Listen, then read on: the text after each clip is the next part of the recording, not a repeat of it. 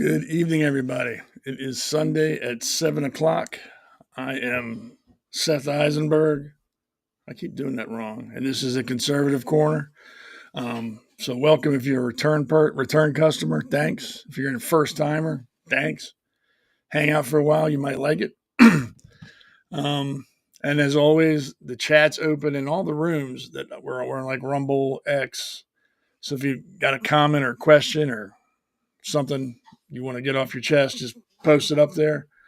And I try to get to all of them. Sometimes I don't notice them right off the bat, so don't think I'm ignoring you. It's just I'm old and some things slip and I don't see everything. I know it's hard to believe, but sometimes I make mistakes. So just post it and I'll get to it. Hope everybody had a good week. Hope everybody had a good weekend. The weather was pretty nice. I mean, it got cold at night, but during the day it was nice. I didn't do very much. I didn't accomplish very much.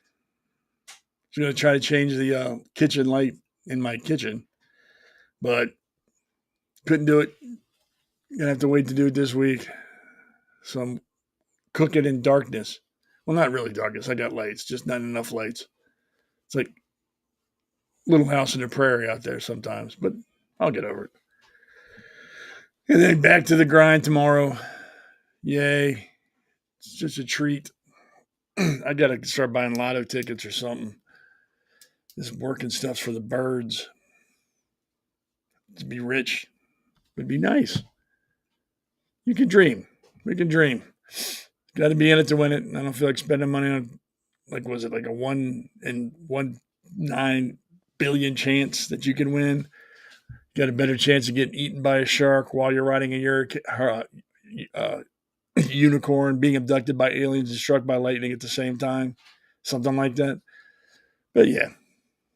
So I'll just think about it and not do it.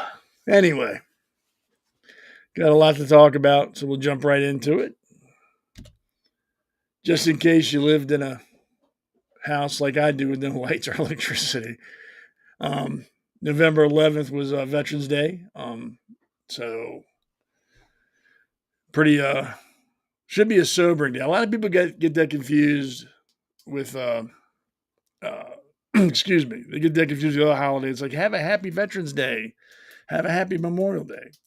Memorial Day is to remember those that died serving the country. Veterans Day is those who serve. So it's good to say, have a happy Veterans Day. It's not good to say, have a happy Memorial Day. It's like going to a funeral and say, hey, hope you all have a good time. You don't do that. And a lot of people get it confused. Like, oh, it's Veterans Day. So I can say, thank you. Oh, it's Memorial Day. So I should say thank you or memorialize it. No. Remember, Memorial Day good or Veterans Day is good. Memorial Day is not good. So you can say happy Veterans Day or thank you or whatever you'd like to say. On Memorial Day, it's for those that didn't come home.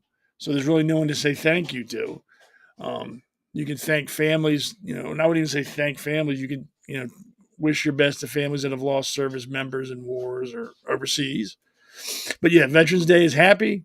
Memorial Day is not happy. And that happens a lot. I know Memorial Day, I'll get people text me, hey, happy Memorial Day. It is what it is. It doesn't offend me. I don't think it offends any other veteran. It's just, just remember vet, like vet for your dog. Good. Memorial service, bad. It's the best way to remember it. But I'm sure people forget. Like I said, it's not that big of a deal. You're not going to offend any. Well, I don't want to say that. You might upset somebody because there's always somebody out there who's going to be upset by something. But I'm not going to be upset if someone tells me, Happy Memorial Day. I'll just politely correct them, let them know, hey, look, I appreciate it, but today is Memorial Day, so we're remembering the service members that died. Veterans Day is for those that serve. So I have no problem. It's like when people say, Happy Holidays. Now you can say Happy Christmas to me, or Merry Christmas, or Happy Hanukkah, or whatever. You don't got to say Happy Holidays. You're not going to offend me. And I say Happy Merry Christmas to people on Christmas. When it's Hanukkah, I say Happy Hanukkah. There you go. And no one's ever got mad at me. And if they do, I don't care. I really don't. I past the point of caring whether people are offended by me saying Merry Christmas or Happy Hanukkah. I really don't care. And if that offends you, you have some other problems going on in your life that you probably should really reevaluate and look at. Because if that sets you off, yeah, maybe you should try decaf. Just as tasty as the real thing. But yeah, people will get upset, and I laugh at them. Now this okay. Now let me correct that. This next thing I'm going to show you didn't upset me. It was just like more like a WTF moment. Like, what? Are you kidding me? I've never heard of this, and it doesn't mean it's not true. Just I myself have never heard of this. So we have these two idiots. I mean, they were in the new Wizard of Oz.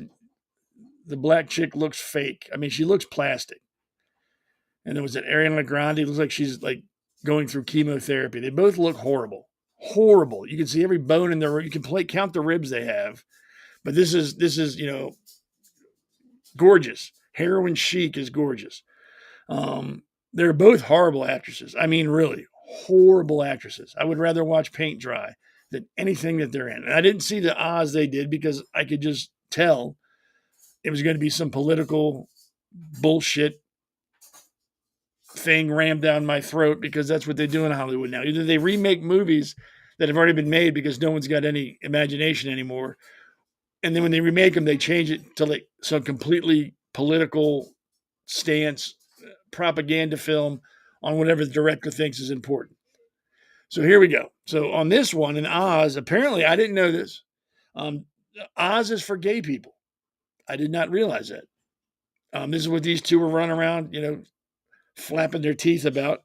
There's a strong connection between the Wizard of Oz and the LGBTQ plus something else waffles trees community. I did not know that. I thought it was just a goddamn movie. Who knew it was made for homosexuals in the LGBT community? It's been that way for decades. Apparently, I didn't know that. The big factor is Judy Garland's iconic status as a gay icon. I didn't know that either. The film's themes of found family and acceptance, and the use of the coded phrase "friend of Dorothy" to identify other gay people in the mid 20th century. The original Oz book by L. Frank Baum was also noted for containing queer themes and characters. I, I, this is all news to me. I remember watching, Wizard of Oz with Judy Garland when it came on TV, the black and white to with the color, and not once did I remember seeing anybody who I thought was gay or was in that community. Nothing about it seemed to be associated with the LGBTQ plus purple waffles, bald tires, and concrete. I none of it. But apparently I was wrong. Apparently Oz is specifically for gays, and that's where the phrase "friend of Dorothy" came. I've never heard anybody in my life say that, and I know some gay people. They never said, "Hey, I'm a friend of Dorothy." Never. Um, Once again, it's just some political crap that's getting shoved down our throat now from Hollywood. You can't go to a movie anymore to just be entertained. You can't. You can't sit down, get your like $50 bucket of popcorn and your $40 soda and your $70 chocolate candy bar and watch a movie and be entertained. Just zone out on the movie and have fun. Now you sit down and you're hit over the head with political ideology like this, homosexuals hitting your head over and over and over and over. You have to accept this. You have to accept it. You have no right to not accept us. Or you get the other ones where it's overseas and Americans are bad, or white people are bad, white people. I mean, you can't just go to a movie and be entertained anymore. I think the last movie I went to was a slasher film, and I'm trying to think what it was. with the clown in it. God, uh, the Terrifier 3. Um, and that really, since it was like a slasher film, couldn't really have a political angle. It was about some nut in a clown outfit hacking people up. I mean, there's A movies, there's B movies, and there's that movie. That was like a Z movie. I'm surprised it didn't go straight to DVD in the bin at 7-Eleven that you could get free when you buy a Slurpee. But at least there wasn't some political angle to it. You could just sit down and zone and just watch the movie and not have to be assaulted by somebody's political ideas. And that's what I miss about old Hollywood when they just were there to entertain us. Now we've got people who look like they haven't eaten in 7 months that are preaching to you about what you need to do and what is right. And then if you don't agree with them, you're wrong. I don't think Hollywood remembers who pays their bills. It's us, it's you, it's me, it's everybody goes to the movies. And if they keep making us feel like we're the bad guys because we don't agree with them, they're going to be jobless. And I know that'll never happen because there's too many morons in this country that think people in Hollywood are gods, that they can do no wrong and they're right. We should listen to them. People, I think I said it a couple Sundays ago, actors and actresses are professional liars. They play a role, they pretend to be somebody else. And that's not who they are. That's what they do all day is they lie. And you've got I think Liam Neeson's a good one. He complains about gun violence. Every movie he's in, he's got a gun and he's shooting somebody. But he's supposed to be anti-violent. You got Javier Bardem, whatever, that idiot guy, I can't remember his name, from No Country for Old Men with the weird haircut, who's anti-Israel because Israel's a genocide, is committing genocide and killing people. Most of the movies in it, he's killing people. This is what you deal with Hollywood. You've got these nuts that are just so out of touch with reality that it's almost comical. Oh, cut myself. I don't know how I did that. But that's what we deal with. And they had to get back to just entertaining. It's like, entertain me and shut up. If I want to know your political opinion, I'll ask you. Until then, act. Make me laugh, make me cry, scare me, make me think. But stop beating me in the head with political ideology that you agree with and think that I have to agree with. I can't look at anyone. They're disgusting. God, they're horrible looking. And I think Ariana Grande at some point actually was an attractive woman. Now she, like I said, looks like she just walked out of a concentration camp. And that other chick is just annoying. I mean, she's one of those people that thinks she knows everything and all that stuff. And it's annoying. They're both annoying. It is what it is. I don't know if you heard about this. This is pretty funny. Let me find the notes on this one. It is in Massachusetts, and they want to put up a statues to honor police officers and firefighters, and it's ignited months of heated debate across the south of Boston, with critics arguing that taxpayer money to display Catholic imagery on government property violates the Massachusetts Constitution and the First Amendment established clause. Once again, it says freedom of religion, not freedom from religion, so that they could just stuff that in their pipe and smoke it because that's an invalid argument to say, well, the First Amendment said, no, shut up. Shut up. And you know that you're on the wrong side when the ACLU agrees with you. If they think that you have a case, you are definitely on the wrong side because they're just a bunch of hustling, ambulance chasing, disgusting slimeball lawyers that need racism to continue so they can get paid. So no matter what it is, they're going to find racism with it or violation of your rights. No matter where, they're going to find it. Truly ambulance chasers. Join the Freedom from Religion Foundation. That sounds like a fun group of people to hang out with.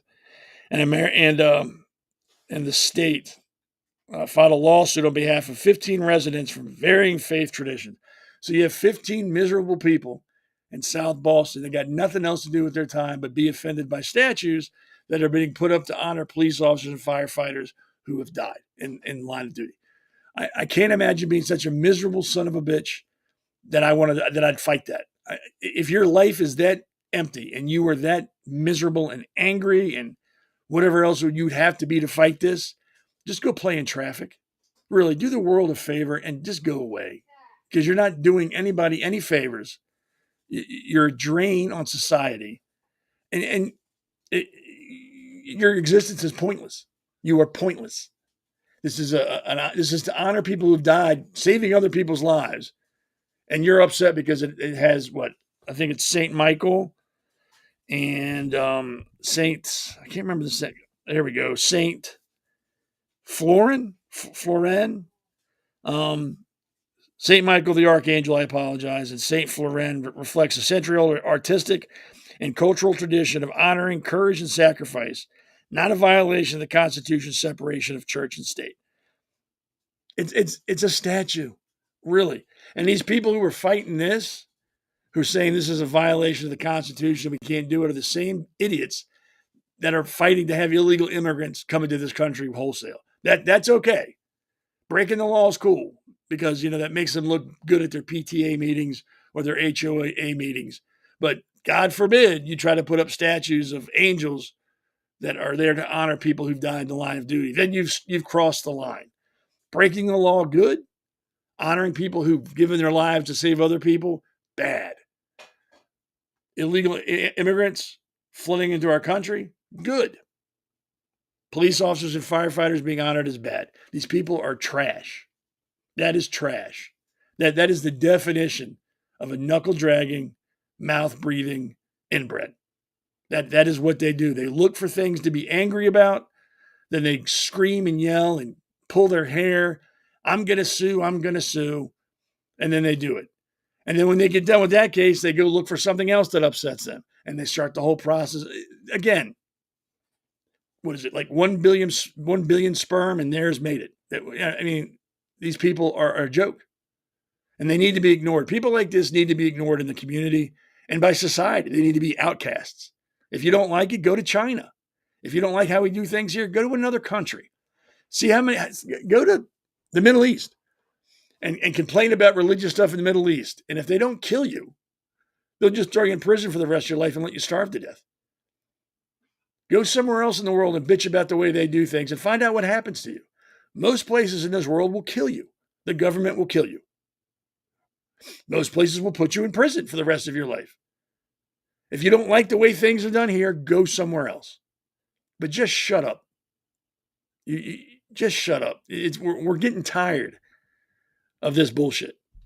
15 people in a city of what, like 4 or 5 million? Why is anybody paying attention to them? Why are they not being laughed at every time they open their mouth? You don't like it? Don't look at it. Really, don't look at it. You don't have to go to where they're putting this up. Walk by it. Don't look. You're 15 people in the city. You have no say. Nobody cares. I bet that group they started that they're talking about, the Americans United for Separation of Church and State, are probably those 15 people. I don't think it's some big international or national group. It's probably the 15 people made this group so you can go, hey, look, there's a group out there that doesn't agree with it either. The Americans United for Separation of Church and State, they don't agree. They're backing us up. It's because it's you 15 idiots.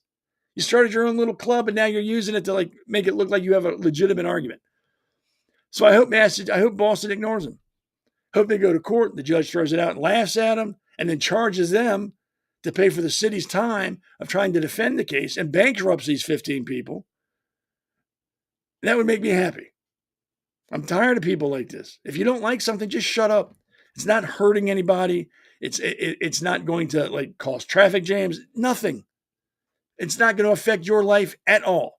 And the big taxpayer money. If you think this is the only thing they're using taxpayer money for, that's probably, let's say, not important, you're dumber than I think you are. I guarantee you they've got money going to illegal immigration to feed them and clothe them and house them. Probably far more than the $800,000 is going to cost to put these statues up. I guarantee you way, way more than it's cost to put these statues up. But these idiots aren't saying anything about that because that's good. Remember, breaking the law is good. They'll support criminals. Won't support police officers and firefighters. Criminals, good. Firefighters and police officers, bad. That's all you need to know about those people. I mean, I don't understand how you can be so miserable in your life, so shallow, empty, lonely, and how insignificant you have to feel as a human being that you go out of your way to find things to be upset about so you can scream and yell about them and then sue people over them. I'm going to sue the state. You know what? I don't even want to talk about it anymore because they're not worth the breath I've expended on them so far. I mean, there's a lot more news going on that's breaking. And this, like I said, this is probably not breaking. This has been going on for a couple days, but I only come on once a week. So it's breaking to me. So there you got it. You got the two morons from the Wizard of Oz saying it's for gay people. Veterans Day was November 11th. Remember Veterans Day. Thank you. Memorial Day. You just remember those that passed and, lay wreaths or put flags up at veterans' grave sites. Then you have the geniuses in Massachusetts upset that they're going to honor police officers with traditional St. Michael, who's the patron saint of police officers. And I believe the other saint is the patron saint of firefighters. Can't do that. That's going to offend those 15 people. So we've got to stop everything to make sure that those mouth breathers are happy and everyone's life can get back on track once those knuckle draggers are good. You can't make this stuff up. You can't. It's to the point where common sense is so rare, like the title of the show, that it should be considered a superpower now. You should be considered a superhero if you have common sense because it's lacking everywhere. Everywhere you go, there's no common sense. It's all based on feelings. If I don't like it, then it's bad. If I like it, then it's good. And if I don't like it, nobody else can like it either. And if you do like it, you're bad. Or I'm going to sue you. Or I'm going to destroy it or whatever. There's no more common sense like it used to be back when I was younger. If you didn't like something, you just didn't pay attention to it. You walked by it. You ignored it. And your life went on. Just because you didn't like something doesn't mean your life came to a screeching halt. You didn't rush out and get a lawyer and start suing people because they're putting a statue up. Separation of church and state. It's freedom of religion, not freedom from religion, you idiots. They can put it up.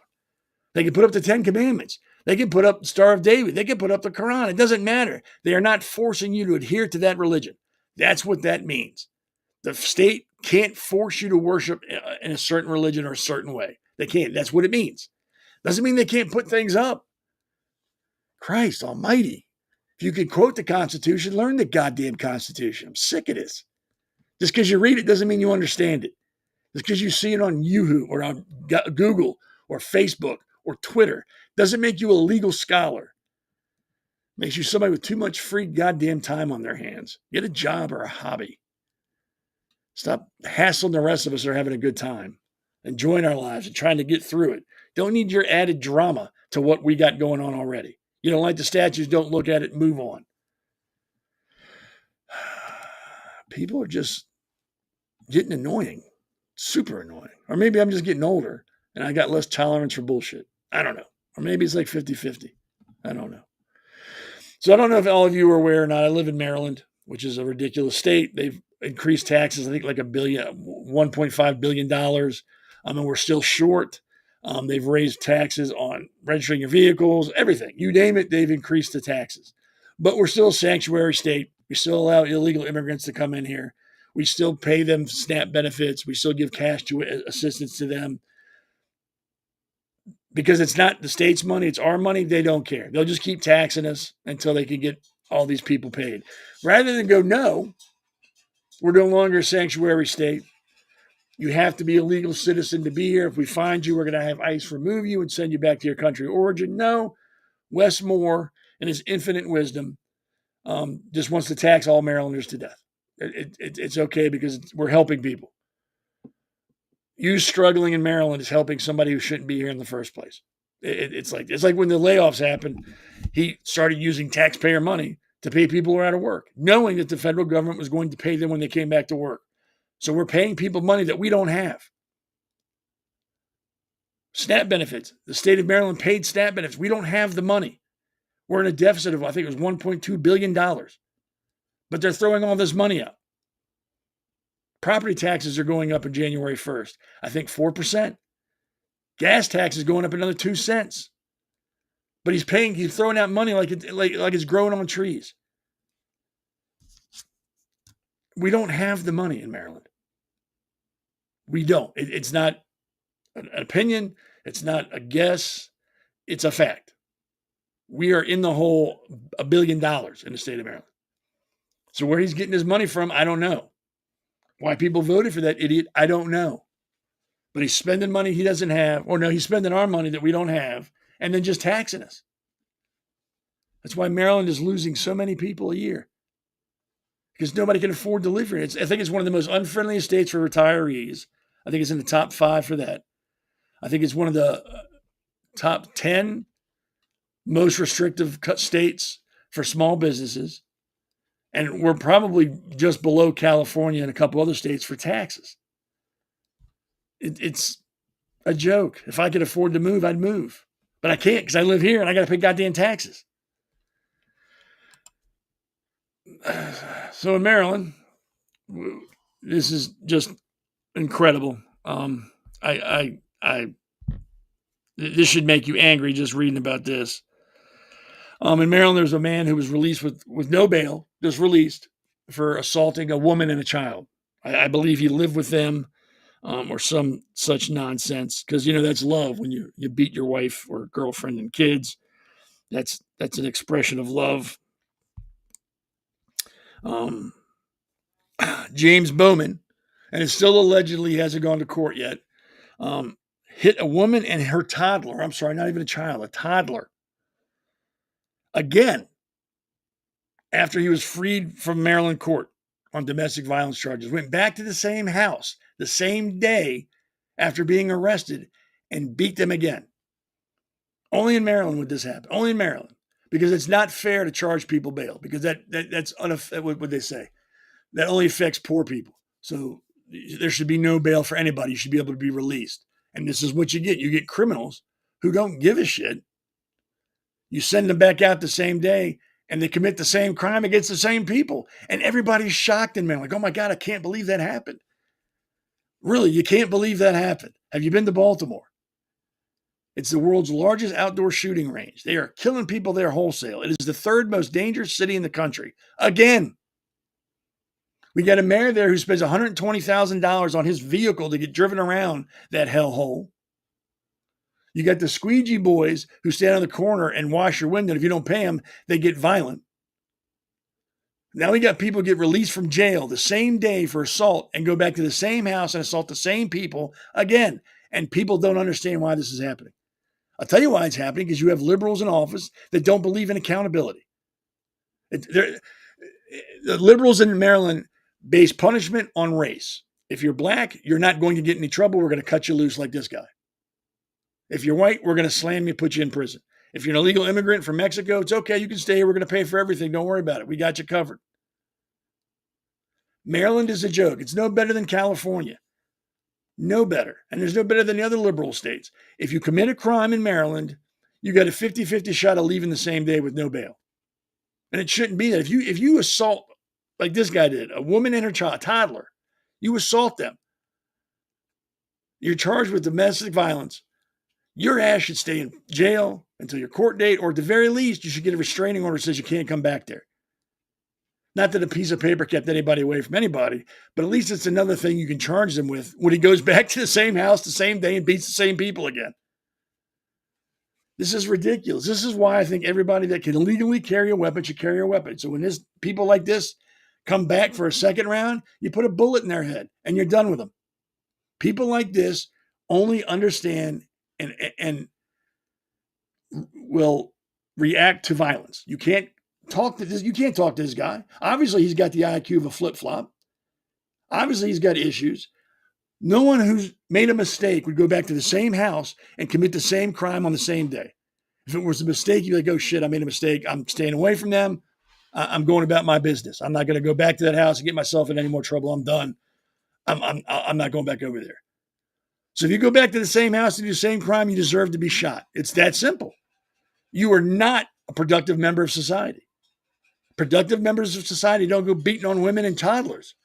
That's not the sign of a productive member. That's the sign of a criminal, a dangerous human being. You do it once, okay, you're going to go to jail, we'll take care of it. But you come back the same day to do it again, yes, you deserve to be shot. That simple. But in Maryland, you can't have a gun. They don't even want cops to have guns in Maryland. They don't want anybody to be armed in Maryland. So crap like this will continue to go on.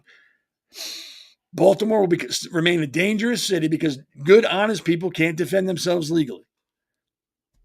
You can't. And what these people don't understand in Maryland is all they got to do is open their eyes and look that the only people that don't have guns are the law-abiding citizens. The criminals are armed to the teeth. They got all the guns because they don't listen to laws. That's why they're called criminals. Law-abiding citizens will listen to the law, regardless if it makes themselves vulnerable to criminals. They just will follow the law. And this is what happens. Criminals come back the same day to commit the same crime against the same people. The state's not going to hold them accountable. Who's going to hold them accountable? Wes Moore? That jackass? The liberals in Annapolis? The impotent Republican Party in Maryland?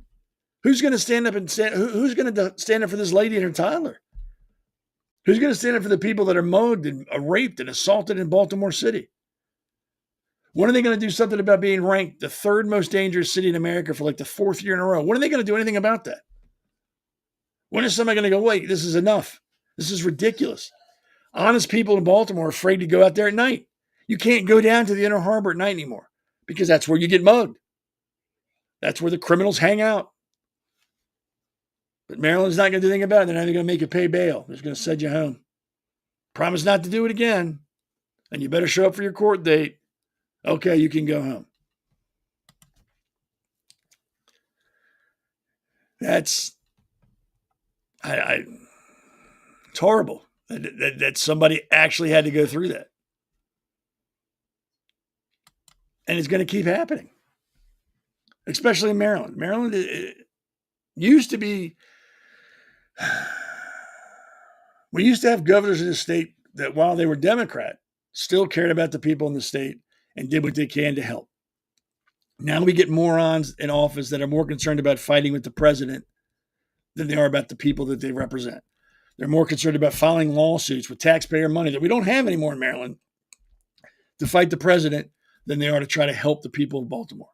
That's what we have in office. We have a Republican Party in Maryland. That's a joke. That is a joke. They are cowards and they would rather get invited to parties than do the right thing. And it's not going to stop in Maryland. I speak more about Maryland because that's where I live. Now, I'm not saying other states are just as bad or not worse. I'm sure that California is a toilet bowl. I mean, that's what LA was burning, and Gavin Newsom was more concerned about what Trump was doing while the city burnt to the ground.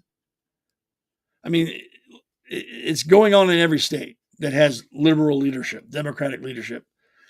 I'm speaking about Maryland more because that's where I live. It's just horrible. I mean, I can't imagine being that lady, being assaulted and then watching her toddler be assaulted by James Bowman. Please come arrest him, take him away. And you're thinking, oh, great, this is over. He's done. He's going to jail. I'm going to worry about it. I'm safe. And then like 3 hours later, guy kicks your door in again. Same guy kicks your door in again and does the same thing to you. Same day. What are you supposed to think at that point? Like, damn, I'm just unlucky? Did I piss God off or something? No, you live in Maryland. It's a joke. It's that simple. They're not going to put this guy in jail. I guarantee you he got arrested again and cut loose again by some liberal judge that thinks it's more important to give hugs and handshakes than it is to hold criminals accountable and put them in jail. And it's going to continue. It will continue. It'll get worse. Just like everything, if you don't stop it soon, it gets worse. It snowballs. Like anti-Semitism in America. It went from just a couple of idiots running their mouths to now it's mainstream. You got people doing podcasts that are spewing anti-Semitic rhetoric. You've got politicians who are spewing anti-Semitic rhetoric. You've got organizations' sole purpose is anti-Semitic rhetoric. It's gotten worse. Assaults are up. Vandalism against synagogues is up year over year over year. I'm telling you, the criminals will get worse in Maryland. Once they find out that they're not going to get held accountable, they're not going to have to post bail, and they're going to get cut loose the same day, what is to stop them from continuing doing what they're doing? What's the deterrent? Really? They don't got to pay money, so they don't show up for court. They don't lose anything. They're not getting held overnight at the very least. They're getting cut out the same day. So, I miss a couple hours on the street. What the hell? What are witnesses going to start thinking? Well, shit, if I testify, tell the cops what happened, This guy's going to be out the same day. He's going to come get me. I'm not saying shit. I didn't see nothing. Didn't see nothing, didn't hear nothing. And I wouldn't blame anybody. I mean, we need to stop being so concerned about what happens to criminals and, what happened in their life and their upbringing and how, life hasn't been fair to them, and worry about the victims. I don't care about the criminals. Very few criminals are acting, without knowing what the problem, without doing what they know is not right. They know what they're doing is wrong. They know it. Very few. Those with extreme mental problems might have it like, well, I didn't know that was wrong. Or I wasn't know what I was doing. And that's a rare occasion. That's the exception, not the rule. But criminals know what they're doing. So I don't feel sorry for them. Not at all. Now, there's different varieties of criminals. Shoplifters, you know what? Pay the fine, get the hell out of here, whatever. Jaywalkers, speeders, things like that. As long as the crime doesn't affect anybody else around them, doesn't hurt anybody, fine. Then I'm okay with, send them home the same day, whatever. But when you start talking about crimes where people are assaulted or property is purposely damaged or there's drugs or weapons or violence involved, that changes the whole dichotomy. You have to hold those people accountable. They have to understand that there are repercussions for their actions. Sending them home the same day with no bail teaches them nothing. Obviously. It obviously taught this idiot nothing. And who paid the price? The victim. How likely do you think she is now to go to court and testify against that guy? Would you? Would you testify against this guy in open court, knowing the day he assaulted you, he was cut loose, charged with domestic violence, but allowed to go home by a judge who put no bail? How comfortable and secure would you be in testifying against that man and know he would not be back out that same day? I wouldn't.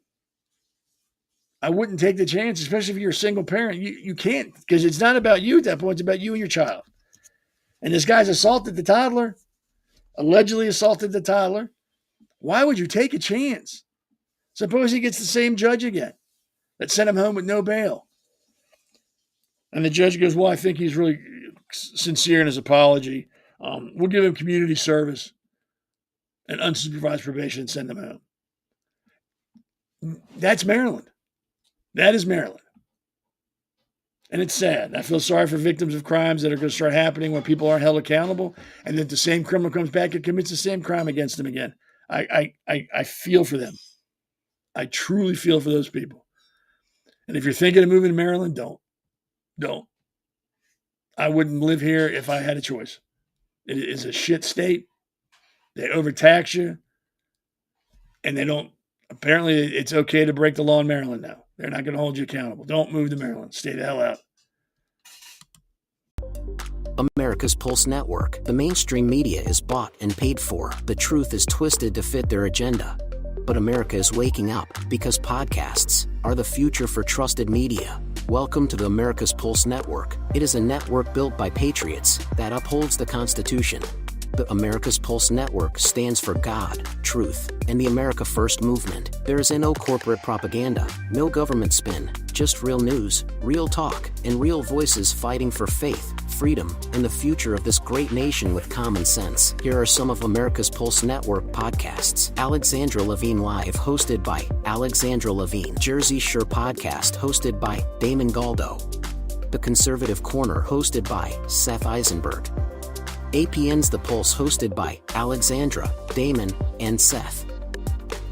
So tune into America's Pulse Network on the following social media platforms: X/Twitter, Rumble, Truth Social, Facebook, and YouTube. Join the revolution. Because the pulse of America beats for God and country. America's Pulse Network is for faith, family, freedom, and truth.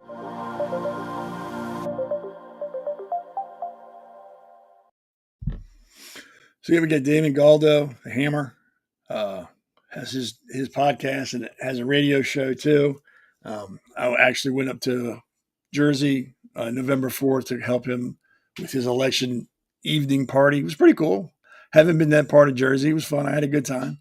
A couple people that were there enjoyed the evening too much, drank a little too much, and you know how that goes. And that's fine. It happens to everybody. I don't think any less of them. But it was a good time. Everybody there was very friendly, had a good time. I think it was Skeeter's Pub in Blackwood, New Jersey. Great place, bigger than I thought it would be. It's pretty big. Had outdoor, indoor, bar, restaurants. Nice place, good food. Bartenders were really liberal with their drinks, apparently. But yeah, great bar. If you live by there, I'd go there and hang out. It's a nice place. But yeah, I hung out with Damon and Damon that night. Met them both. Um, Alexandria Levine, I know I've met several times in real life. She's very smart, has a good show. She's a White House correspondent. She gets to go to all those high class, bougie things for the network, which is fine. That's cool. She has a good time and covers it well and brings back good information. So she does a good job. And apparently, we're adding a new podcast here. I don't want to go into too far because we don't know that we haven't finalized anything yet, but he'll be here soon. And then at the first of the year, I was told by Damon Sherrod that apparently we have 4 or 5 new podcasters that want to come on the network as well and do their own show. So we are growing pretty quick. Well, not quick. I mean, it's been a while, but the word's getting around. People want to be a part of it, and that's cool. So if you want to be a part of the America's Pulse Network, just go to www.americaspulsenetwork.com. And then the upper right corner, left corner, into the 3 little lines for the menu. Click on that. Submit a application to be a podcaster, and Mr. Sherrod will get in touch with you. It's a pretty painless process. We don't do anything crazy. We don't do a credit check or a background check or want DNA or blood or anything like that. It's pretty easy. But yeah, if you're interested, just go ahead and do that. Or if you're looking and you want to help sponsor the network, same thing, 3 lines, click on it and hit submit a application to be a sponsor. Again, it's very painless. It's pretty quick. But yeah, there's that. Good times.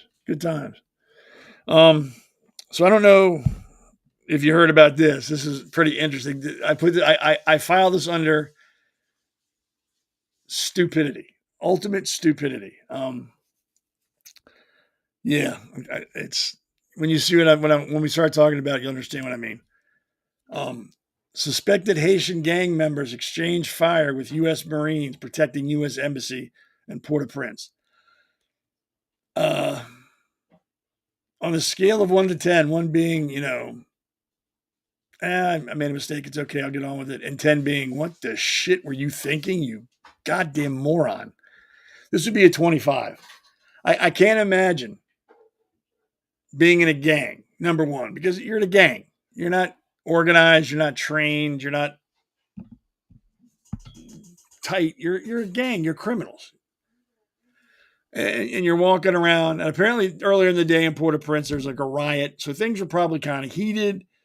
These guys were, probably got done beating up old people or picking on people that didn't have guns and thought that, they were Billy Badass. They're walking down the street. And apparently there was Marines by the embassy, if I read this correctly. And the words were exchanged, and then it started into shooting. I wonder at what point these morons thought, hey, maybe we should start shooting at the Marines. Yeah, because we got a pretty good chance of getting them. Why would you pick on a group of people whose nickname is Devil Dog? Why? Were you having a bad day? Did you get in a fight with the wife? Did your parole officer give you a hard time? What happened that made you think that would be a smart move to open fire on U.S. Marines? Did you think they weren't going to shoot back? Are you one of these people that think the guns they carry don't have bullets in them? They're just for show. They got to get permission to load them. I have done some stupid things in my life, and I'm not going to deny it, some really dumb things.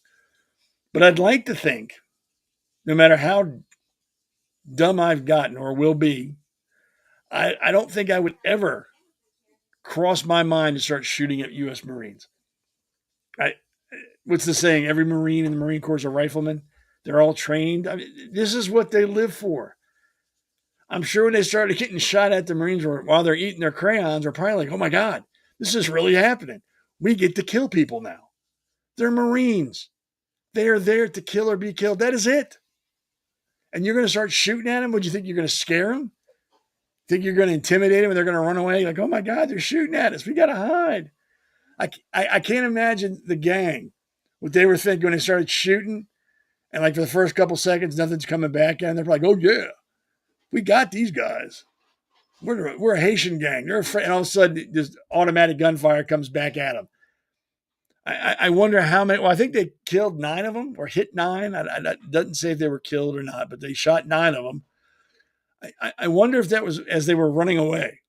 Like, oh my God, they're actually shooting back. We need to get the hell out of here. My 22 single shot rifle is not going to hold up against these guys. That's again classified under the stupidest thing you could do. This is a duh moment. Shooting at Marines. Haiti has apparently been overrun with gangs for a couple years now. They're having a big problem. They've got police that are afraid to do their job because these gangs are out running around. And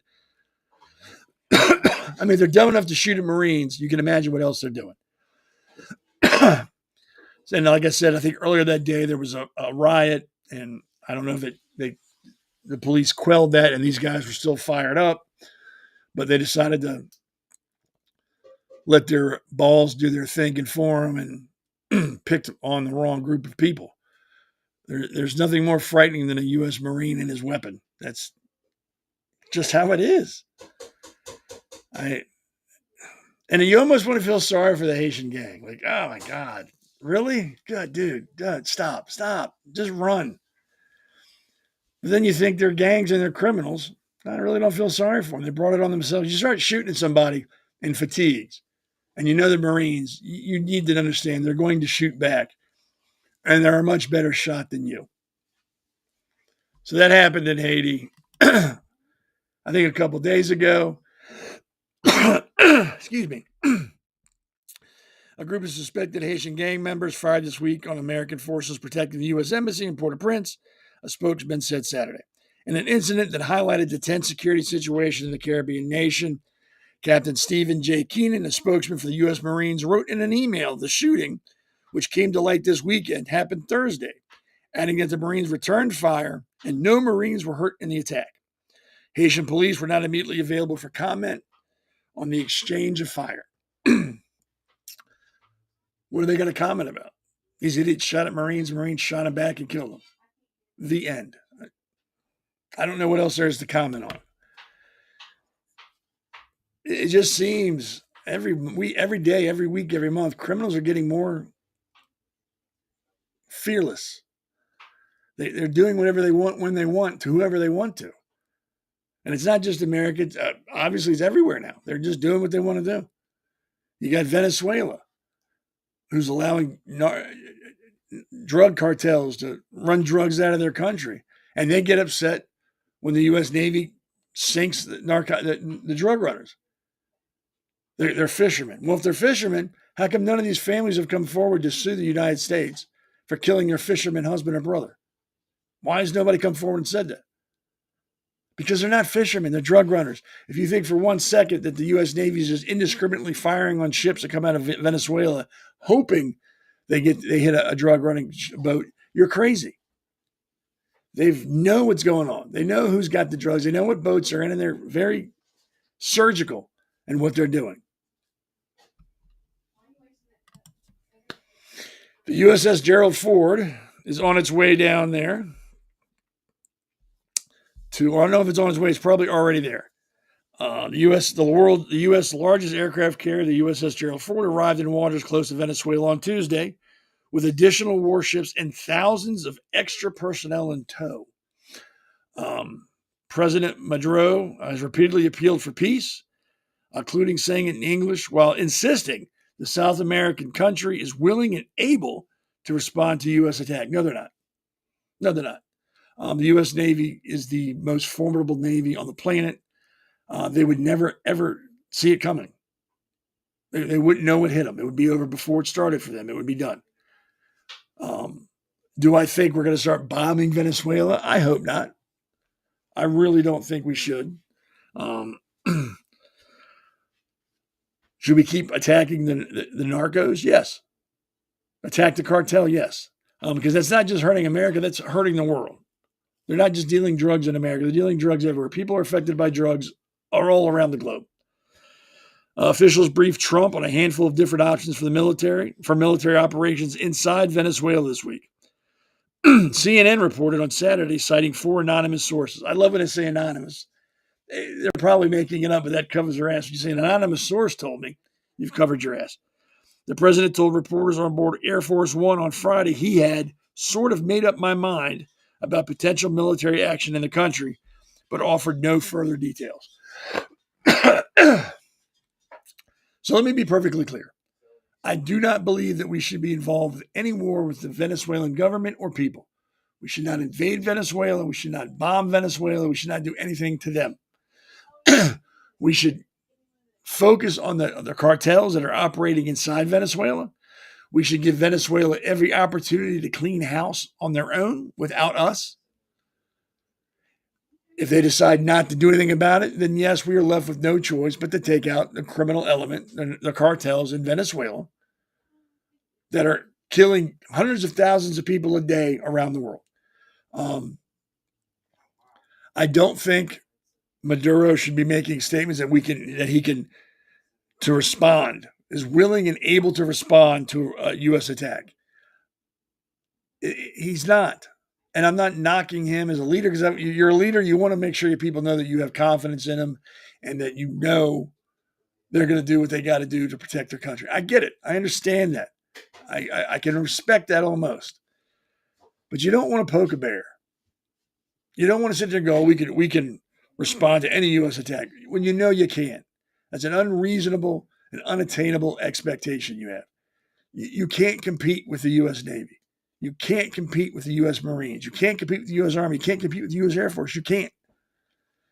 Even other countries that are modernized would have a difficult time keeping up with our military. The U.S. Navy, again, is the most formidable Navy in the world. Venezuela is a third world nation. They're using Soviet tanks from the 80s. I think they have 25 jet fighters, no bombers, a few helicopters, and I think they have a standing army of 100,000 people. And I think some of that's civilians, like a militia. They are in no way able to respond to anything we do.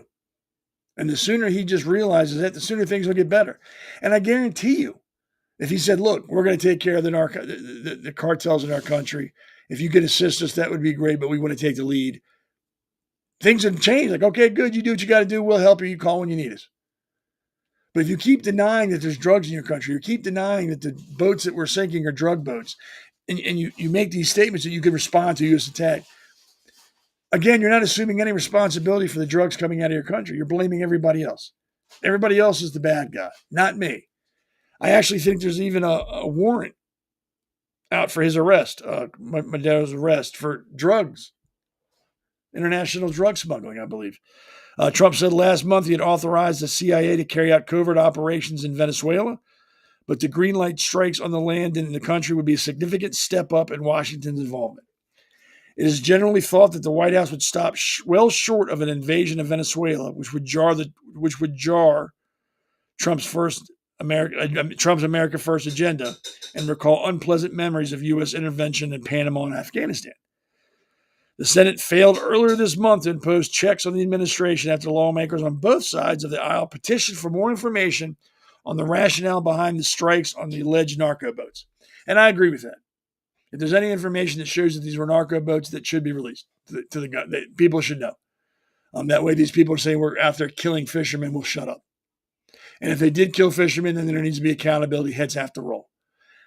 Again, I don't think, the Navy is just willy-nilly firing at ships that come out of Venezuela, hoping they hit the right one. I'm sure they've got intel.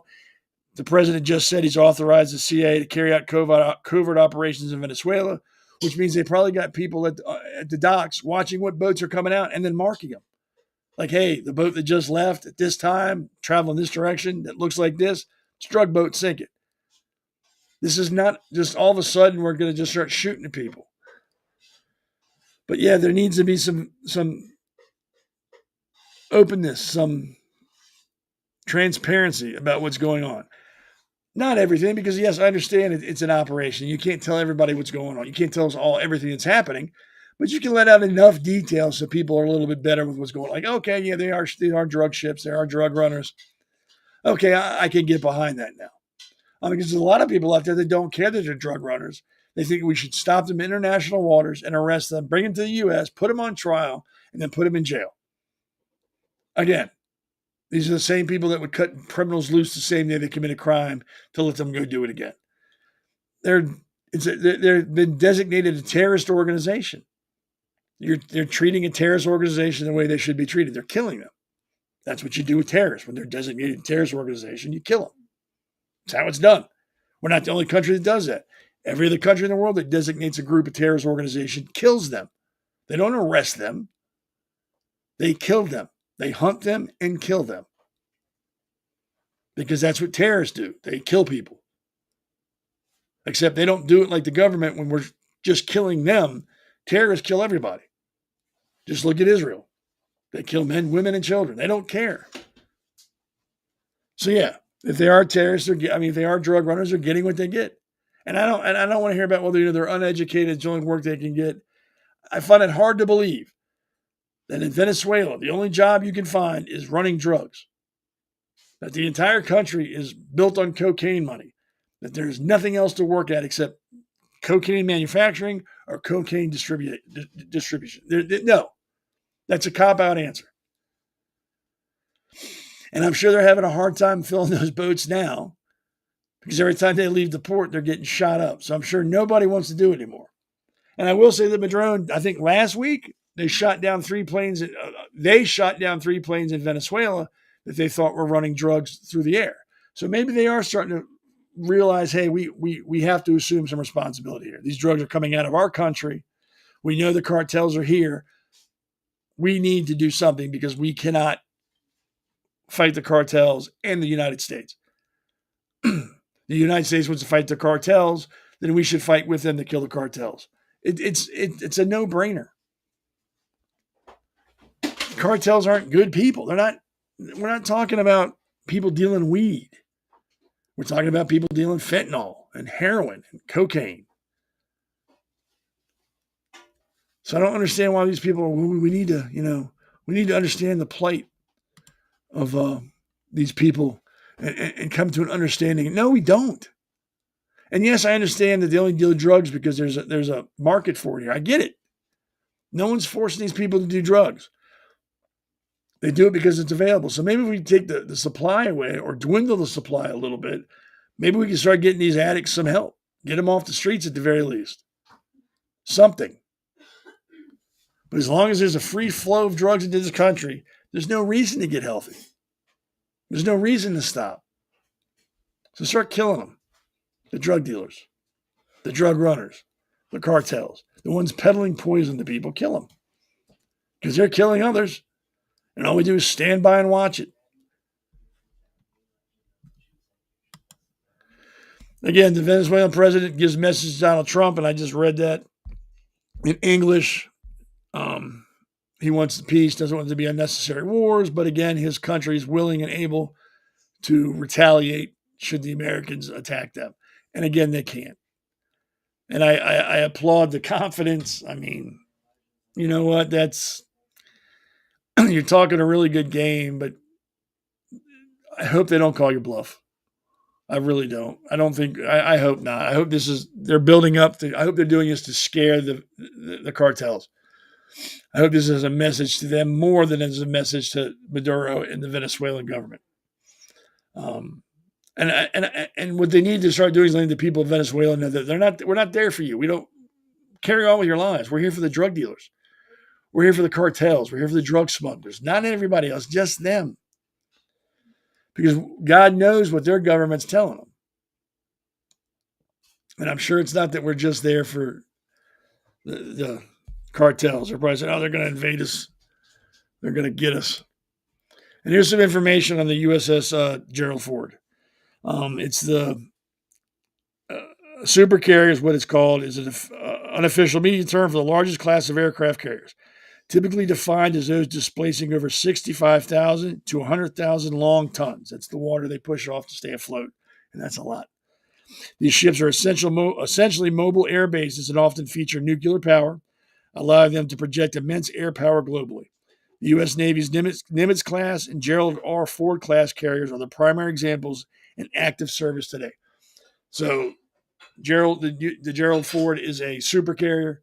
The Nimitz class, I guess, would be called a normal carrier, which is still, I don't know if you've ever been on one. I've been on one. They are immense. They're floating cities. So I can't imagine what it's like being on a super carrier. It's probably like 2 cities. It's probably like a major airport. Thousands of people on board. So that's what Venezuela is dealing with. Or not them. That's what the cartels are dealing with. And that's who it should be dealing with, not the Venezuelan people. But like I said, we need to control that narrative because who knows what those people are being told. And yes, I understand the cartels are scared. I'm sure they execute and kill people there all the time. But that's even more reason that they would want us to come there and kick them out. I don't know. Maybe it's the drug culture. Maybe it's because, it's generational there that, hey, you work in the poppy fields or whatever, the coca fields. And your father did it, your grandfather did it, and your great-great-grandfather was a smuggler. Who knows? But that doesn't make it right. And it's got to change. And you can't stop an addict from being an addict. All you can do is work on the supply. Take away the supply, things can start to change. And we'll never get rid of the supply completely. I understand that. That's a pipe dream. But we can slow it up. We can make it more difficult. And that's what we're doing. And if every country tightened up a little bit with this, maybe it wouldn't be such a big issue as it is worldwide as it is now. Who knows? Who knows? But that's what's going on in Venezuela. I'm sure we're going to talk about that Wednesday night on the Pulse. That's where we all get together and talk about everything going on. Hopefully nothing pops off there before then, and we can still be talking about what if. Welcome to America's Pulse Network. This is APN's very own White House correspondent, Alexandra Levine. This is so amazing and miraculous. We've never had a president in the history of our nation doing this. And we hope to God that he continues doing this forever and ever. Thank you. God bless you, everybody. And God bless President Trump. And God bless you. Hello, everyone. This is Alexandra Levine with the America's Pulse Network. I am the White House correspondent right here in the heart of D.C. as President Trump is celebrating 250 years of America and the military. Subscribe and follow America's Pulse Network on the above social medias.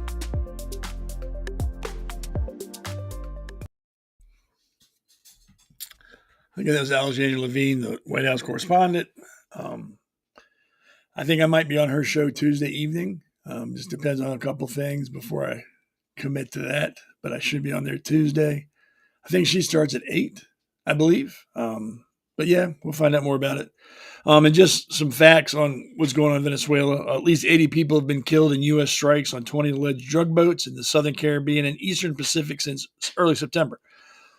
Trump and other top officials have said these vessels were carrying drugs bound for the U.S.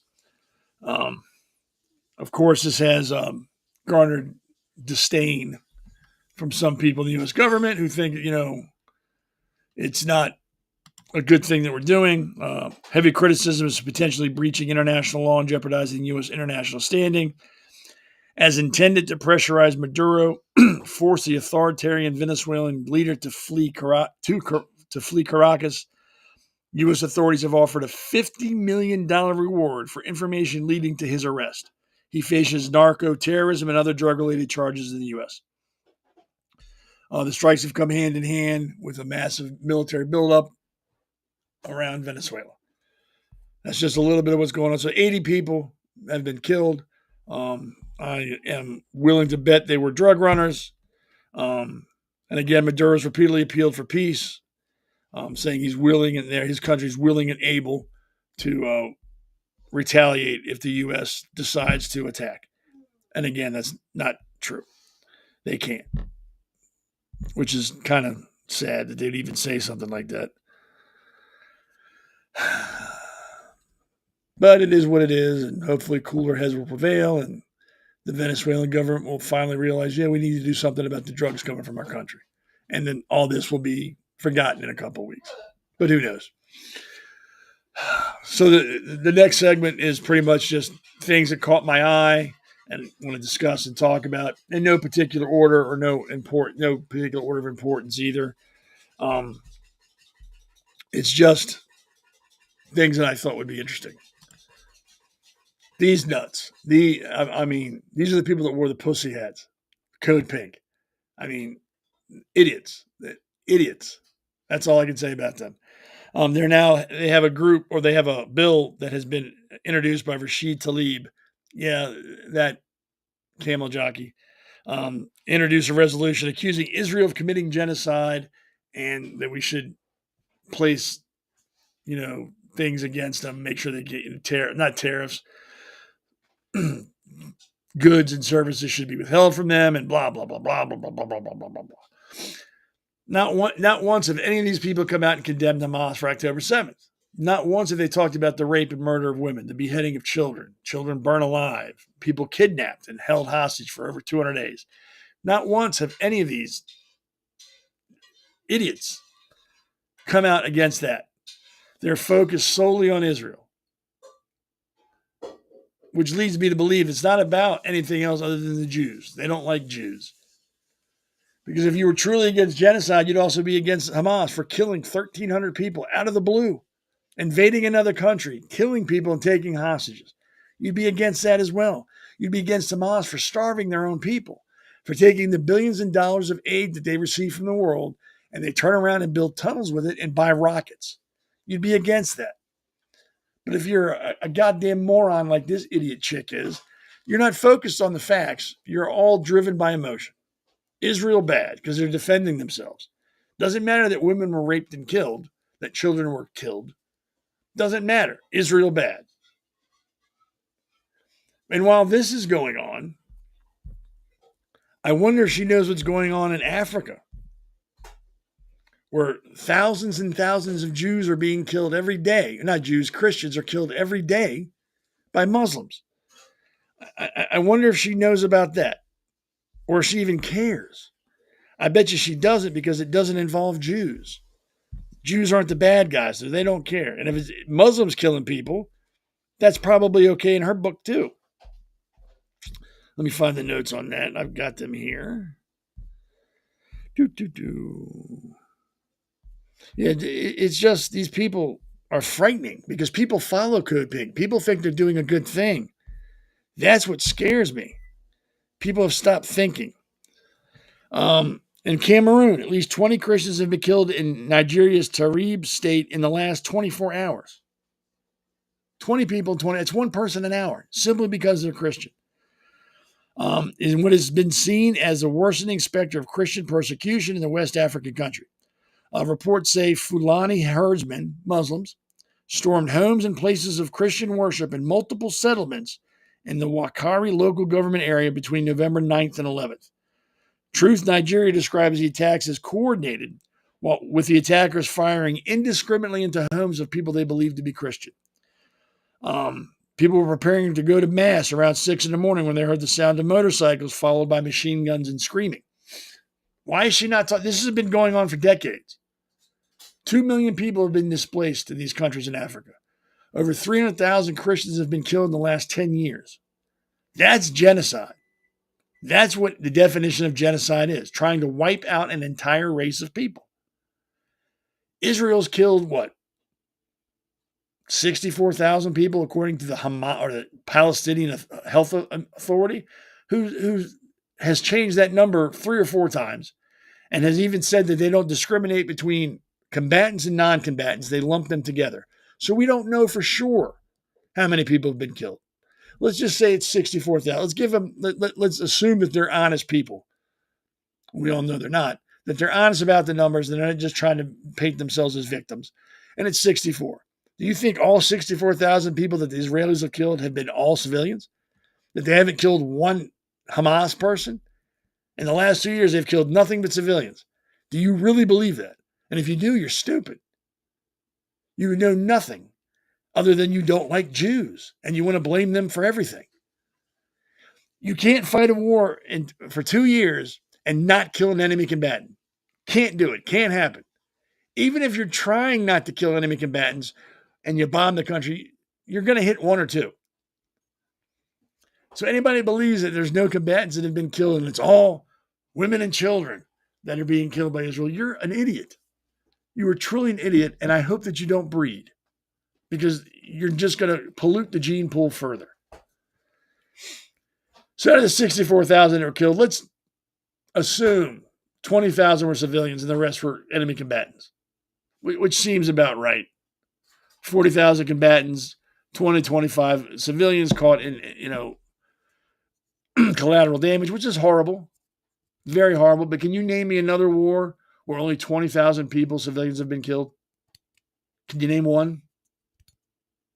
No, because that's never heard of. Israel has gone out of their way to the cost of their own people's lives to make sure and try to minimize the damage against civilian targets. They're trying to. But you know what makes it hard, Code Pink, you idiot? Hamas hides in schools. They hide in hospitals. They hide in communities. They fire rockets from these places. Their base of operations are in the hospitals and schools. So what is Israel supposed to do? Just not fight because, they're in a school, we can't do anything, let them keep killing and raping my people? Shucks, I'm sorry. No, that's not how the real world works. If you go into another country and you rape and kill people and then you run and hide in a school, guess what happens? They're going to blow the school up because that's where you are. And if you're using your people as shields, it's not the people who you've attacked's fault. It's your fault. You're to blame for that. The blood is on your hands.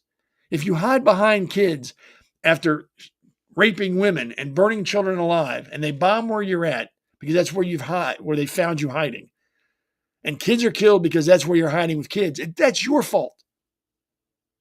Nobody else's. You can't blame anybody else for that because you chose to hide there.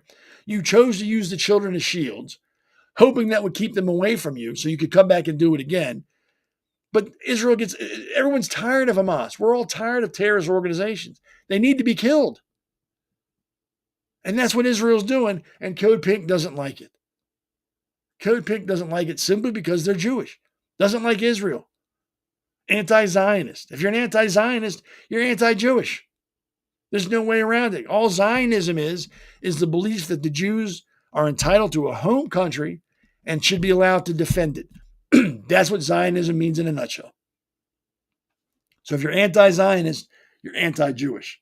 And you can try to split hairs all you want and say you're not, but you are.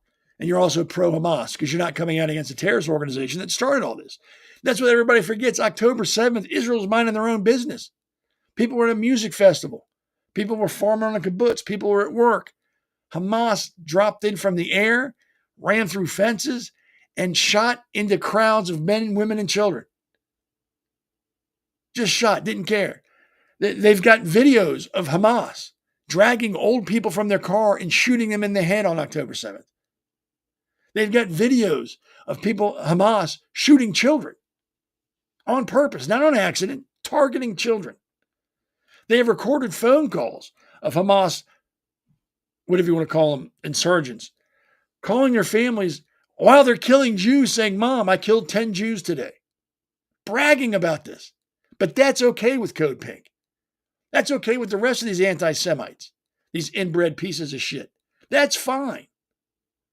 Kill a Jew kid, doesn't matter. Rape a Jew woman, doesn't matter. But don't fight back if you're Jewish, because that makes you a bad guy, and we're going to call you out on it. And I'm glad Israel doesn't listen. I'm glad Israel doesn't care. I'm just upset that Israel decided to go into a ceasefire. If I were Israel, I would have turned that whole country into glass. I'd have killed them all. Because this is not just happening on October 7th. This happens every year. Over 400 rockets a year are shot into Israel from Gaza. 400 a year. Suicide bombers. Mass shootings. Every year. Not just this year. It's been going on for decades. And then as soon as Israel fires back, they're the bad guys. Not Hamas for hiding in schools. Not Hamas for hiding in hospitals. Israel for shooting back. Fuck them. Bunch of desert rats need to be killed. The world will be a better place if Hamas is eradicated. The world will be a better place if the Muslim Brotherhood is eradicated. The world will be a better place if terrorist organizations, I don't care who they are eradicated and removed from the need for oxygen. We would all be better off. And if you don't think we'd be better off, go to Gaza and live there. Live under Hamas. They don't feed their own people. They use you as human shields. The funniest thing in the world are the queers for Palestine. I don't know if you've seen them. That's like saying chickens for KFC. They execute homosexuals in the Middle East. They throw them off a roof. There's videos everywhere. But these people think that they went over, they'd be different because they're supporting them. No, it wouldn't. They'd kill you too. They'd kill you too. And I blame all that on the education system in this country. They don't teach the truth. They teach feelings. So you got Code Pink and that idiot Rashid Tlaib, that subhuman idiot. How she got elected, I don't know. She's anti-American. But she somehow got elected. That makes me feel so much better. And here's another thing going on that Code Pink is, and all these other anti-Semites have turned the black to. They're back on. While the world is distracted by the fake genocide in Israel, Iran has executed over 2,400 people this year alone. Political prisoners. They've executed, hung them, and beheaded them. Even seasoned observers are stunned by the regime's renewed campaign of killing. Families of the condemned are asking why no one in the world cares what's going on. It's because they're not Jews. The Jews aren't doing it, so they don't care. That's why no one's talking about it. Iran has long held the grim distinction of carrying out the most executions per capita in the world. Now it is in the midst of one of the deadliest waves of states killing in the decades. Analysts say more than 2,500 people were executed in the first 9 months of this year, surpassing last year's total, and 204 in September. 204 people were executed in September alone. 204 people, political prisoners. The executions have intensified as the regime confronts pressure at home and abroad. Across the country, prisoners are said to be on hunger strike, staging what may be their final protest against the regime. European dignitaries have signed an open letter warning the fate of the 17 political prisoners facing imminent execution. But the killing spree has otherwise gone largely unnoticed abroad. With the world transfixed by wars and spectacles of Israeli politics, Tehran appears to have found a rare window in which to kill without consequence. But it's okay, because Europe wrote a letter. They wrote a letter and said, stop. Don't do it anymore, stop. And that was it. These same European people are putting embargoes on Israel. But they just wrote a letter to Iraq. Stop killing people you don't agree with. Please stop. Or we'll write you another letter and ask you to stop again. Do you not understand what's going on? This has nothing to do with killing. This is a chance for anti-Semites to bask out in the sun and attack Jews with impunity and have an audience now. Do you think these same people that are condemning Israel for what they did would condemn us if, say, Mexico invaded Texas and killed what would be comparable? 30,000 people in Texas and took 2,000 people hostage and ran across the border. And we went over there and kicked Mexico's ass. Do you think these same people would be complaining then? No, because there's no Jews involved. They'd be fine with that then.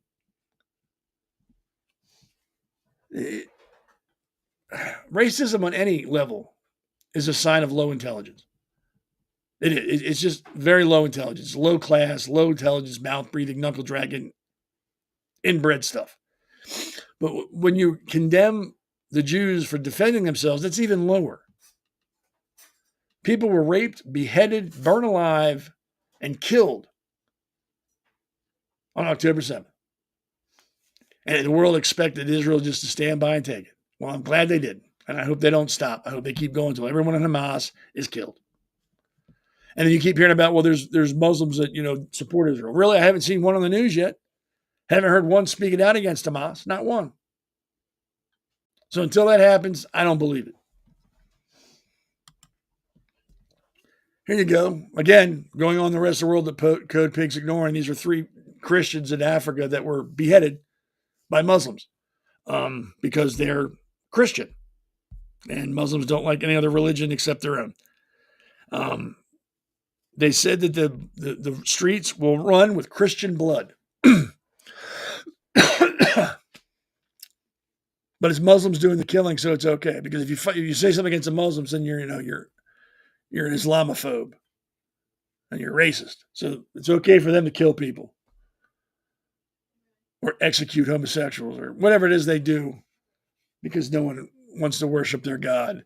This is acceptable behavior, and it's happening every day in Africa. Every day.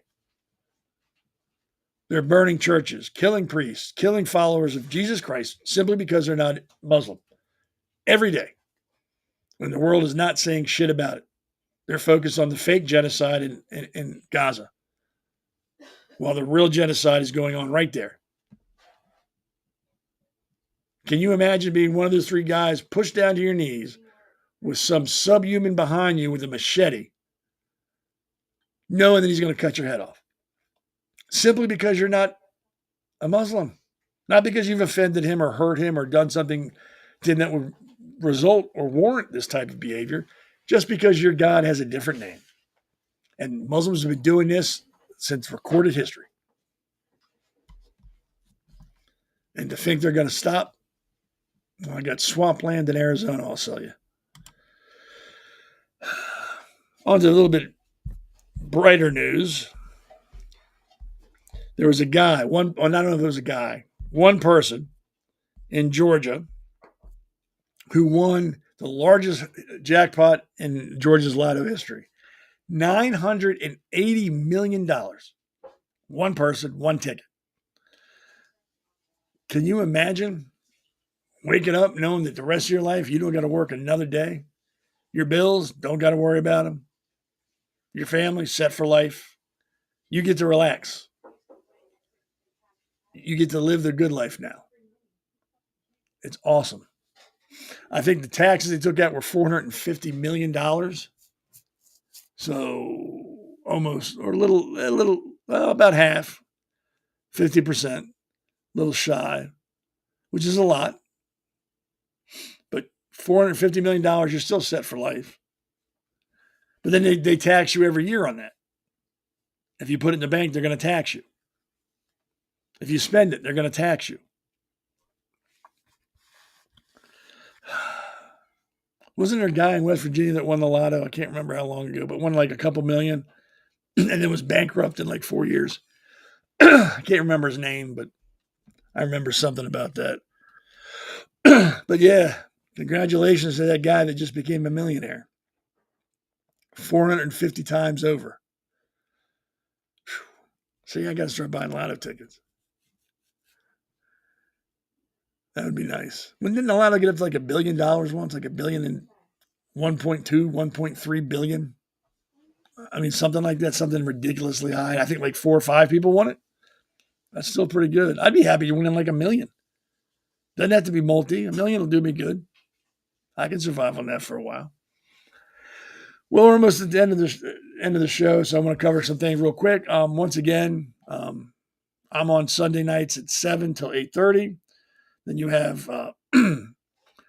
Alexandra Levine has her show. Her starts Tuesday at 8. And again, I might be on that one. It just depends on some things tomorrow. Then we have the Hammer, Damien Galdo, who is a good guy, fun. I got to hang out with him and meet the other Damon in person last Tuesday in New Jersey. Fun. Even for Jersey, it was a good time. And then Wednesday, we all get together and do the Pulse, which we all talk about everything going on during the week. And we have a couple guests. Usually it's Elena Barbera. She's awesome. I love her. Check her out. Used to be Tim Fazenbaker would be on as well, but he's been running for office in Baltimore County, so he's been kind of busy, which is understandable. Hopefully he'll be back in a couple of weeks. So usually the other guest is a surprise to me as well. I don't know until I get on the show who it's going to be. Also, again, if you're looking to be a podcaster here, just go to www.America's Pulse Network and fill out the application. And again, if you'd like to sponsor anybody's show or just the network in general, again, go to www.americaspulsenetwork.com. It says at the bottom, click on the sponsorship in the upper right corner, then fill out the form and click submit. See, it's all painless. And again, please like and share this show with everybody you know. Share everybody's podcast with everybody you know. Like it, follow, and subscribe. We're on X, Rumble, Truth Social. I'm on Facebook too at the Conservative Corner. There's a lot of things for Alexandria can rattle them all off. I can't. I get 3 out, and then I'm like, duh, I don't know. But there you go. And you can follow me on X at Conservative Seth. It's good. I put more stuff up there than I do on Facebook because Facebook shadow bans people and restricts you because if you don't think like them, you're not a good person. Who knows? I don't like Facebook anyway. It's getting old. Okay, and get to that point in the show where I usually share an opinion. Again, it's just my opinion. You don't have to agree with it. You can laugh at me and ridicule me, or you can agree with me. Sometimes the opinion has something to do with the podcast. Sometimes it doesn't. It's completely random. This opinion in particular today has nothing to do with the podcast. It's just something that crossed my mind and I wanted to share. So I will read it to you, and you can let me know what you think. Put it in the comments. Send me an email, singing telegram, whatever. A manager is hired. A leader is chosen. The difference begins the moment the team meets the new person in the corner office. A manager walks in with the mandate printed on thick paper, targets, head count, a budget, and that budget must not be exceeded. He opens the first meeting by laying out the rules, the reporting lines, the cadence of updates. He is polite, professional, and already thinking how to protect his own performance score. People nod, open their laptops, and begin translating his words into tasks they can finish before the next deadline. They respect the position, but do not respect the person. A leader walks in carrying almost nothing. Maybe a notebook, maybe just a quiet certainty. They spend the first 2 weeks asking questions and saying almost nothing in meetings except, tell me more. Or, what would happen if we stopped doing that? They eat lunch with people, whoever's in the break room, remember the names of the intern's dog, and notices who flinches when certain topics come up. By the end of the month, the team is already talking about possibilities they had stopped believing in years ago. Not because she ordered them to, but because they've made it safe for them to say it out loud. A manager controls time. He blocks calendars, sets checkpoints, and treats every hour as a resource that must be accounted for. A leader gives time back. They cancel recurring status meetings because you already know what needs to be done. And people discover they suddenly have 3 extra hours a week to think. A manager measures spreadsheets, velocity charts, utilization rates. When the numbers dip, he calls a meeting to explain variance. A leader also measures, but the most important metrics are invisible. How willing is someone to speak up at a meeting? How long does it take to get the new hire to laugh at the inside joke? Whether people linger in the office after hours because they want to, not because they have to. When crisis arrives, and it always does in the workplace, the difference becomes stark. The manager's instinct is triage and containment. He needs a root cause, a protective action plan, and, if possible, someone to blame who's below him on the ladder. A leader's instinct is to widen the circle. They pull in the exact people who are closest to the problem, give them the ugliest version of the truth, and ask what it would take if failure wasn't an option to fix this. They then stand aside while they let those people do their job, shoulder to shoulder, publicly and unmistakably. Managers often speak of accountability. Leaders speak rarely of it because they embody it. The team already knows that if the project ships late, they will walk into the executive review and say, it's on me, before anyone else has a chance to point the fingers. That single act purchases more loyalty than 100 team building offsites. Managers promote competence. Leaders promote courage. A competent person can execute the plan exactly as it's written. A courageous person can tell you the plan is wrong and propose a better one at the exact moment when it is most politically dangerous to do so. A leader knows the second skill is rarer and far more valuable, so they protect it wherever they find it, even if it makes their own life harder. Over the time, difference compounds. A team under management becomes efficient, predictable, quietly resigned. They meet their numbers, and every year a few of the best ones leave for something that feels far less than a transaction. A team under a leader becomes restless in the best way. They argue more, ship riskier things, and stay longer than anyone expected. When one of them eventually outgrows the role, the leader celebrates harder than anyone because that was the point all along. Years later, no one remembers the manager's quarterly targets. They remember the leader who, on the worst day of the project, ordered pizza at 2 a.m., rolled up their sleeves, and rewrote the code themselves, not because they had to, but because they refused to let the team fail alone. They remembered the way they looked at them in the eye and said, "We're going to fix this together. Then we're going to change things that made this possible in the first place." That is the divide. One keeps the world turning, the other changes the direction it's facing. Both are necessary, but only one is remembered. And that's my opinion. You don't have to agree with it. You don't have to like it. But there it is. Well, thank you, everybody, for hanging out. It's 8:30. I appreciate your time. Those who watch it now and those who are going to watch it later, thank you very much. If you have any questions about anything I said, you can reach me at Conservative Seth on X, the Conservative Corner on Facebook, or you can post it here and I will get it on the chat at some point. Have a good day. I will see, or evening, not day, evening. Have a good evening, and I will see you Wednesday at 8 on the Pulse, possibly Tuesday. I'm not sure yet. We'll post something if I'm going to be on that Tuesday at 8 on Alexander's show. And remember, if you live your life set on a base of principles and not a political party, you're going to lead a pretty good life. Everybody have a good evening, and I will see you soon.